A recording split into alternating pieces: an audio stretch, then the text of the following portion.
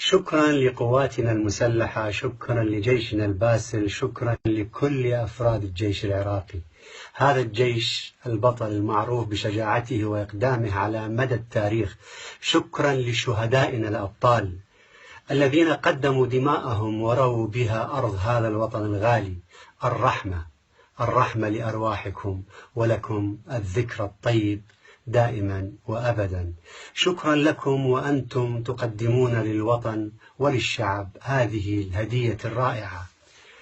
وأنت يا نينوى يا حبيبتي يا مدينتي العزيزة، ويا أبناء نينوى الطيبين من كل القوميات والأديان والمذاهب، قلوب العراقيين جميعها معكم منذ أن دخلت الموصل الحدباء في بحر من الدماء لمدة 4 سنوات ولاقت ما لاقت من العذاب.